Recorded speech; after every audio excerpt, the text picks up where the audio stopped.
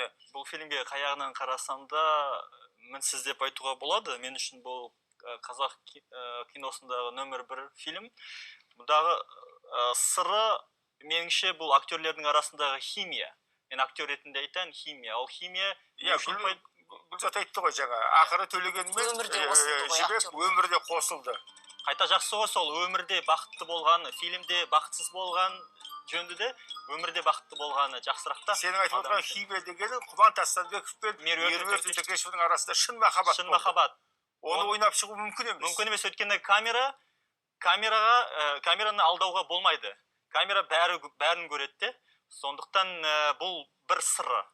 Екінші сыры бұл жаңағы Бекежанның күрделі психологиясы. Өткені қазіргі киноларда көбінесе батырлар мен хандар бір қалыпты, ұлы тұлғалар позитивті ғана да. Ал Бекежанда Төлегенге тән жаңағы мырзалық, мәрттік, ерлік бар, бірақ екінші жағынан арамдық та бар. Арамдық сол неге әкеледі? Сол сатқындық адамды өлтіруге алып келеді. Міне, бұл екі. Үшінші, бұл әр кадрға қарасаңыз, сізге эстетикалық ләззат сыйлайды. Жарайды, оның динамикасы баяу болса да, әр кадрында сіз кешіріңіздер, мен айта кетейін енді шындықты. Қазіргі киноларда, тарихи киноларда костюмдер бір жобадан екінші жобаға көшеді, әбден сиқы кеткен. Енді бұл жерде әр актерге жеке бірегей костюмдер жасалған. Қарасаңыздар, шу бөріктердің әдемілігі қандай. Және костюмдардың стилистикасы айта кетейік. Оның бәрін жасаған Гүлфайруз Исмаилова, біздің ұлы суретшіміз.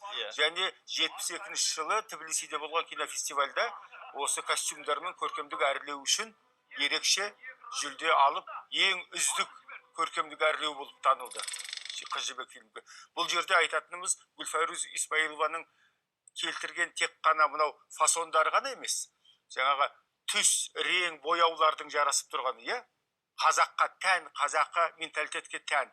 Тым қызыл, тым ашық қызыл емес, бір қоңыр қай қызыл, тым ашық жасыл көк емес, бір қазақта жалпы бір қоңыр деген сөз бар ғой, қоңыр рең бар, жылы адамға, ұлтқа ұнамды, көрерменге жақын, дұрыс па? Дұрыс. Біз